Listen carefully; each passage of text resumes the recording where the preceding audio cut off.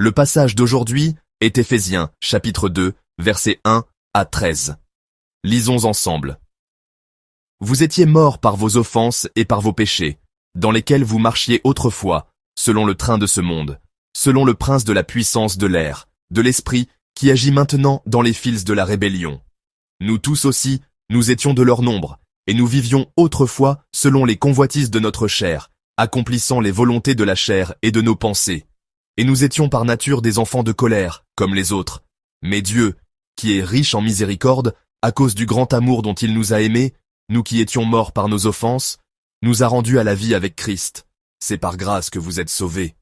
Il nous a ressuscités ensemble, et nous a fait asseoir ensemble dans les lieux célestes, en Jésus-Christ, afin de montrer dans les siècles à venir l'infinie richesse de sa grâce, par sa bonté envers nous, en Jésus-Christ.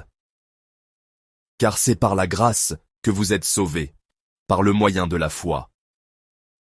Et cela ne vient pas de vous, c'est le don de Dieu. Ce n'est point par les œuvres, afin que personne ne se glorifie. Car nous sommes son ouvrage, ayant été créés en Jésus-Christ pour de bonnes œuvres, que Dieu a préparées d'avance, afin que nous les pratiquions.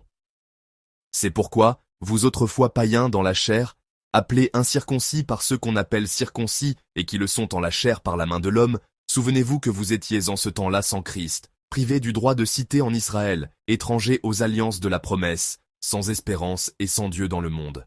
Mais maintenant, en Jésus-Christ, vous qui étiez jadis éloignés, vous avez été rapprochés par le sang de Christ. Amen. J'espère que, malgré le temps qui se refroidit, nous pourrons tous persévérer avec une foi encore plus ardente. Le titre du sermon d'aujourd'hui est un peu particulier. Je vais partager la parole de Dieu sous le titre « Devenir étranger en quittant la maison pour réintégrer la famille ». Il existe une expression coréenne, chulgaoin. Plus précisément, il en existait une. Si je parle au passé, c'est parce que c'est une expression qui n'est presque plus utilisée aujourd'hui. C'est une expression de l'ancienne époque patriarcale. À cette époque, la discrimination à l'encontre des femmes était courante. On pensait que lorsqu'une femme se mariait, elle devenait une autre personne, c'est-à-dire une personne d'une autre maison, une étrangère. Wayne. C'est ainsi qu'est née cette expression, Shulga Wayne. Est-ce que cela ne concerne que notre pays? Pas vraiment. D'une certaine manière, la situation à l'étranger semble parfois plus marquée que chez nous. En effet, dans de nombreux pays, lorsqu'une femme se marie, elle change complètement de nom de famille. Le nom de famille, le family name, change, ce qui implique subtilement que sa famille a changé. À l'étranger, les membres d'une même famille ont donc le même nom. Le père, la mère, les enfants, tous partagent le même nom. Par exemple, on appelait ma famille la famille Kim. Cependant, lorsque nous vivions à l'étranger, ma femme n'a pas changé son nom pour le mien. Le fait que son nom de famille soit différent a parfois mis les gens mal à l'aise. Comme la cohabitation sans mariage n'est pas rare à l'étranger, un ami nous a même demandé très directement si nous étions officiellement mariés. J'ai une anecdote mémorable liée à ce sujet des noms de famille. Lorsque notre premier enfant est né, une nouvelle pédiatre est arrivée dans notre quartier. Le nom de famille de cette femme médecin était Kim. J'ai appris qu'elle était d'origine russe et qu'elle avait épousé un Coréen du nom de Kim. Alors, quand j'allais à la clinique, les infirmières disaient parfois en riant entre elles « Frau Kim, Herr Kim sont arrivés ». Si personne ne sourit, c'est sans doute que la subtilité vous échappe. Traduit littéralement, cela veut dire « Madame Kim, Monsieur Kim sont arrivés ». Mais en réalité, cela signifiait « Le mari est arrivé ». En effet, pour une femme portant le nom de Kim, un homme portant le même nom ne pouvait être, dans leur esprit, que son mari. Ainsi, sans le vouloir, je me suis retrouvé dans une situation étrange et prêtant à confusion. Mon nom de famille était différent de celui de ma femme, mais identique à celui de la pédiatre du quartier. Bien sûr, aujourd'hui, même à l'étranger, il est de plus en plus courant que les femmes ne changent pas de nom de famille après le mariage. Il arrive aussi souvent que les deux noms soient utilisés ensemble, séparés par un trait d'union. Quoi qu'il en soit, que ce soit le chulgaoin en Corée ou le changement de nom de famille à l'étranger, ces pratiques reflètent une pensée archaïque et patriarcale. Cependant, une idée très similaire à celle de chulgaoin se trouve aussi dans la Bible. Bien sûr, dans la Bible, cette idée n'est pas limitée à un genre particulier, mais s'applique à toute l'humanité. L'expression « quitter la maison » ou « te sortir de la maison » peut nous faire penser au jardin d'Éden. L'humanité a été chassée du paradis après avoir mangé le fruit défendu, et a connu l'ère du paradis perdu. En quittant le jardin d'Éden, qui était comme une maison, tous les êtres humains sont devenus des étrangers, des Uwain. Ainsi, les termes « quitter la maison » et « étranger » ne s'adressent pas à une seule époque ou à un seul genre, mais peuvent s'appliquer, dans la Bible, à toute l'humanité pécheresse. Le verset 12 du texte d'aujourd'hui décrit cet état de Shulga Oain, cette condition d'éloignement à laquelle toute l'humanité est confrontée. Lisons ensemble le verset 12 de notre passage. « Souvenez-vous que vous étiez en ce temps-là sans Christ, privés du droit de cité en Israël, étrangers aux alliances de la promesse, sans espérance et sans Dieu dans le monde. » Amen. La Bible décrit ainsi notre état avant de croire en Jésus. Nous étions sans Christ, étrangers au peuple d'Israël, étrangers aux alliances, sans espérance, et donc sans Dieu. Telle était notre condition après avoir péché et nous être éloignés de Dieu. En un mot, nous étions des étrangers, des gens sans Dieu. Et le verset 11 le dit de manière encore plus grave. Lisons ensemble le verset 11. « C'est pourquoi, vous autrefois païens dans la chair, appelés incirconcis par ceux qu'on appelle circoncis, et qui le sont en la chair par la main de l'homme. Amen. » Nous n'étions pas seulement des étrangers au sens absolu, mais aussi au sens relatif, par rapport aux Juifs. Nous étions des gens encore plus éloignés, plus distants de Dieu que les Juifs. Pourquoi ? Parce que nous étions des païens. La Bible dit que nous étions païens dans la chair, et méprisés par les circoncis comme étant des incirconcis. Voilà à quel point notre état était misérable avant d'accepter l'Évangile. En un mot, nous étions des êtres marqués par la misère, la malédiction et toutes sortes de discriminations, absolument sans Dieu et relativement exclus, même par les hommes. Telle était notre condition originelle. Alors, comment ce problème peut-il être résolu ? La Bible le dit ainsi. C'était le texte d'hier dans la version coréenne Gayo Gaejang. Lisons ensemble Éphésiens chapitre 2, versets 1 à 3. Vous étiez morts par vos offenses et par vos péchés, dans lesquels vous marchiez autrefois, selon le train de ce monde, selon le prince de la puissance de l'air, de l'esprit, qui agit maintenant dans les fils de la rébellion. Nous tous aussi, nous étions de leur nombre, et nous vivions autrefois selon les convoitises de notre chair, accomplissant les volontés de la chair et de nos pensées. Et nous étions par nature des enfants de colère, comme les autres. Amen. La Bible décrit notre état antérieur en un mot, mort. La mort est un état où il n'y a aucune possibilité de renouveau ou de changement, un état où le potentiel est de 0%. Alors, comment résoudre ce problème d'être devenu un étranger ? La réponse de la Bible, bien que tragique, est « c'est impossible ». Il n'y a pas de solution. Les gens pensent qu'ils peuvent s'en sortir par leurs propres efforts. Ils croient qu'il y a un potentiel en l'homme, mais la Bible est catégorique, c'est impossible. Il n'y a pas de potentiel en l'homme, la possibilité de renouveau est de 0%. La Bible est extrêmement ferme sur ce point. Par nos propres forces, c'était impossible. C'était lors d'un voyage missionnaire de courte durée au Kazakhstan. J'accompagnais des jeunes de l'église pour une mission à Almaty, au Kazakhstan, et nous avons passé quelques jours dans une ville appelée Chimkent ou Chimkent. J'ai appris que c'est là que travaille la missionnaire Shin Miral, qui est venue, à notre prière, du jeudi de Yekoum. J'ai visité cet endroit au début des années 2000. Le problème est survenu lors du trajet d'Almaty à Chimkent. Nous avions prévu de prendre un train de nuit avec des couchettes pour un trajet d'environ 8 heures. Pour nous rendre de notre logement à Almaty à la gare, nous nous sommes répartis en groupes pour prendre des taxis. Chaque groupe de 3 ou 4 personnes montrait une carte au chauffeur en disant « Allez à cette gare ». Nous nous étions toujours déplacés ainsi à Almaty, donc nous ne pensions pas qu'il y aurait un problème. Nous avons baissé notre garde. Cependant, à l'heure du départ du train, un groupe qui avait pris un taxi n'était toujours pas arrivé à la gare. À l'époque, il n'y avait pas de téléphone portable ou d'autres moyens de communication. Nous n'avions pas d'autre choix que de confier ce groupe à un missionnaire local et de monter dans le train avec ceux qui étaient présents.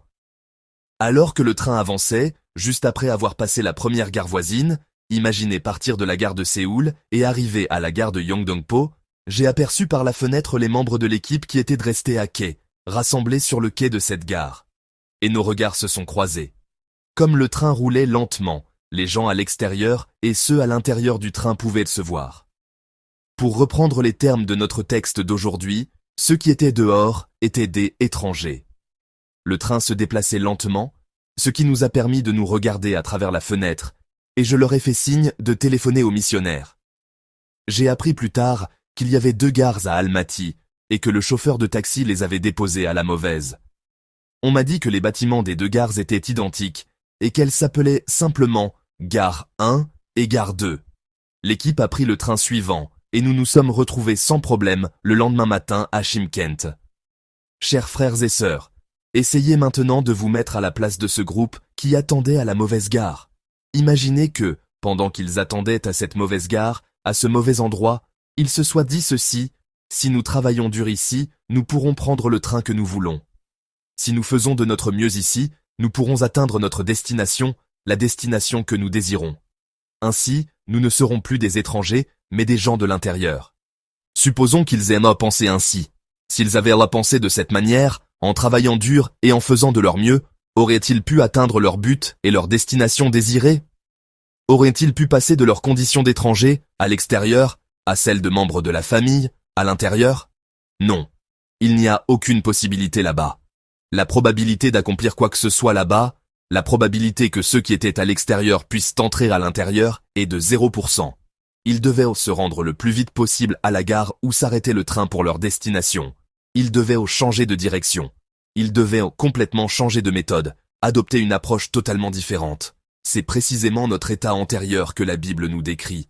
Des gens qui attendent à la mauvaise gare. Des gens qui attendent à une gare où le train pour leur destination ne s'arrête même pas. Des gens qui se trouvent dans un lieu où la possibilité est de 0%. Des gens qui sont à l'extérieur du train menant à la destination et non à l'intérieur. En un mot, des étrangers. Telle était notre condition originelle. Le seul moyen pour nous de devenir des membres de la famille est de nous rendre rapidement à la gare où passe ce train. Il faut trouver rapidement un autre moyen, un moyen complètement différent pour atteindre la destination. Il faut comprendre que travailler dur ne résout pas le problème et que faire de son mieux n'est d'aucune aide. Il faut changer fondamentalement d'action et de direction. C'est ce genre de problème que la lettre aux Éphésiens aborde concernant le salut. Alors, comment la Bible dit-elle qu'un étranger peut devenir un membre de la famille? Lisons ensemble le verset 13. Mais maintenant, en Jésus-Christ, vous qui étiez jadis éloignés, vous avez été rapprochés par le sang de Christ. Amen. Nous qui étions loin, c'est-à-dire des étrangers, nous avons été rapprochés et sommes devenus des membres de la famille, grâce au sang précieux de notre Seigneur Jésus-Christ. Par le sang de Jésus-Christ, nous qui étions à l'extérieur, nous sommes entrés à l'intérieur. Maintenant, laissez-moi vous poser une question. C'est la question la plus importante de ce sermon. Par quelle méthode Dieu a-t-il fait de nous, des étrangers, des membres de sa famille, et nous a-t-il fait passer de l'extérieur à l'intérieur? En général, les gens pensent ainsi. Dieu nous a attirés de l'extérieur de la maison pour nous faire entrer à l'intérieur. Ou bien, il a ouvert la porte pour que nous, qui avions quitté la maison, puissions y rentrer. Les gens pensent que c'est de cette manière que nous sommes entrés. Ils pensent que nous étions dans un lieu sans Dieu et que nous nous sommes déplacés, que nous sommes entrés dans le lieu où Dieu se trouve. Cependant, la méthode de la grâce décrite par la Bible est un peu différente. Ce que la Bible dit, c'est que la manière dont la grâce de Dieu a fait de nous, des étrangers, des membres de la famille, et de nous, des errants, des résidents, n'est pas en nous conduisant là où Dieu se trouve. Chers amis, c'est tout le contraire. La Bible dit que Dieu lui-même est venu là où nous étions. Si nous qui étions loin nous sommes rapprochés de Dieu, ce n'est pas parce que nous nous sommes approchés de lui, mais parce que Dieu s'est approché de nous. Si nous qui étions sans Dieu avons maintenant Dieu, ce n'est pas parce que nous sommes entrés en Dieu. C'est tout le contraire, c'est parce que Dieu est entré en nous. Par la venue de Dieu, un lieu sans Dieu est devenu un lieu où Dieu est présent. Par la venue de Dieu, un foyer sans Dieu devient un foyer où Dieu est présent. Par la venue de Dieu, un lieu de travail sans Dieu devient un lieu de travail où Dieu est présent. Par la venue de Dieu, une vie sans Dieu devient une vie où Dieu est présent. Chers frères et sœurs, Dieu vient. Dieu est en nous. Parce que Dieu est en nous, nous qui étions sans Dieu, devenons des personnes en qui Dieu est. La Bible explique cette manière d'agir de Dieu à plusieurs reprises et en plusieurs endroits. L'un des exemples les plus représentatifs se trouve dans Exode, chapitre 3, versets 7 à 8. Lisons ensemble.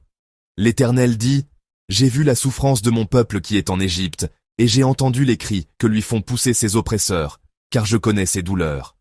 Je suis descendu pour le délivrer de la main des Égyptiens, et pour le faire monter de ce pays dans un bon et vaste pays, dans un pays où coulent le lait et le miel, dans les lieux qu'habitent les Cananéens, les Héthiens, les Amoréens, les Phéréziens, les Éviens et les Jébusiens.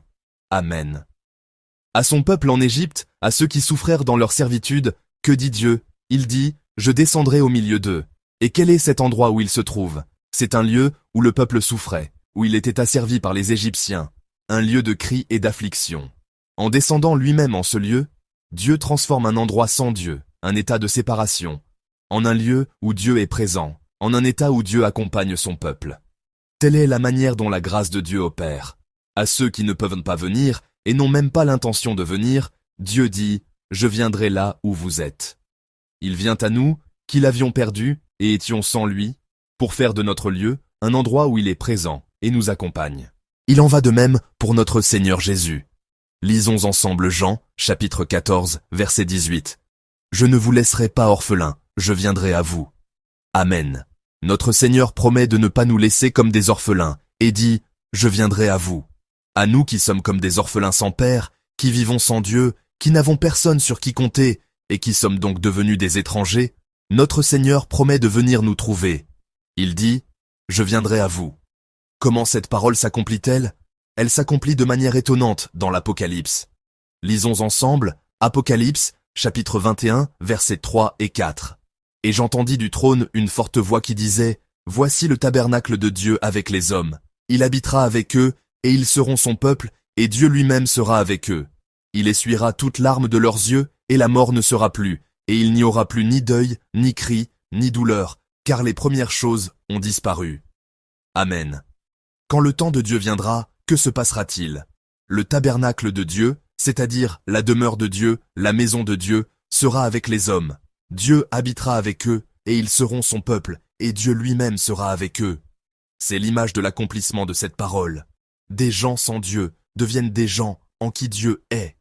Dieu lui-même sera avec eux et essuiera toute larme de leurs yeux. Ce n'est pas nous qui allons là où Dieu est pour que notre état de séparation prenne fin. C'est Dieu qui vient lui-même à nous, qui sommes sans lui, pour que nous devenions des personnes en qui il est. C'est la manière de la Bible, c'est la manière de la grâce de Dieu. Chers frères et sœurs, nous étions tous des Shulgawain, des étrangers ayant quitté la maison. Nous étions en dehors de la promesse, en dehors de l'espérance, des gens sans Dieu. Et pourtant, Dieu a fait de nous, ces étrangers, des Jaeganaïn, des membres de la famille, des gens de l'intérieur. Il est descendu vers nous, qui étions sans Dieu, pour faire de nous des gens en qui Dieu est. Il a fait de nous, qui étions hors de Dieu, des gens en Dieu. C'est parce que Dieu s'est approché de nous avant que nous ne puissions nous approcher de lui. C'est parce que Dieu lui-même est descendu vers nous qui ne pouvions monter. C'est ainsi que nous sommes devenus des gens en Dieu. Chers frères et sœurs, maintenant que nous avons reçu ce salut par la grâce, ce don de Dieu, il y a une décision que nous devons prendre et une chose que nous devons faire, nous approcher des autres en premier. Alors que nous étions à l'extérieur, Dieu s'est approché de nous le premier pour nous faire entrer en lui. Alors que nous étions sans Dieu, Dieu s'est tenu à nos côtés pour faire de nous des gens en qui Dieu est. Chers amis, il y a autour de nous de nombreux étrangers. Ce sont ceux qui, sans Dieu, sont en dehors de l'espérance et de l'alliance. Ce sont des gens qui ont 0% de chance d'entrer, de se rapprocher, de réintégrer la famille. Tout comme Dieu s'est approché de nous le premier, ou plutôt est descendu vers nous le premier, pourquoi ne mènerions-nous pas une vie où nous nous approchons d'eux de la même manière? Alors que nous étions sans Dieu, Dieu s'est approché de nous le premier pour faire de nous des gens en qui Dieu est. Maintenant, nous qui sommes avec Dieu, qui avons reçu cette grâce, si nous nous approchons d'eux, alors ces gens sans Dieu, grâce à nous, et grâce au Dieu qui est en nous, pourront devenir des gens en qui Dieu est, des étrangers qui deviennent des membres de la famille. En cette semaine qui commence, souvenez-vous que notre Dieu est celui qui descend sur le lieu de nos souffrances, là où nous versons des larmes. Il est celui qui ne nous abandonne pas seuls, mais qui descend sur le théâtre de nos vies pour être avec nous. De plus, nous rencontrerons des gens qui vivent dans l'absence de Dieu. Puissiez-vous tous, chers frères et sœurs, vivre cette semaine en apportant la présence de Dieu dans la vie de ceux qui l'ignorent, en descendant vers eux, en vous approchant d'eux, en allant à leur rencontre. Je vous bénis au nom du Seigneur. Méditons sur la parole que nous avons reçue et prions ensemble. Notre Seigneur est un Dieu qui descend, qui vient nous chercher et qui s'approche de nous. que la présence de Dieu se manifeste dans les domaines de nos vies où il est absent, et que la grâce de sa présence soit sur nos voisins qui vivent sans lui. Prenons un moment pour prier en silence. Prions. Dieu d'amour, nous te remercions d'avoir fait de nous, qui étions des étrangers ayant quitté la maison, des membres de ta famille, des gens qui demeurent dans ta maison, des gens qui sont avec toi, sans nous abandonner à notre sort. Alors que nous n'avions même pas l'idée de monter vers toi et que nous n'en avions pas la moindre capacité, notre Seigneur est descendu vers nous le premier, notre Seigneur est venu nous chercher le premier. C'est ainsi que tu as fait de nous des gens qui sont avec Dieu, des gens en qui Dieu habite.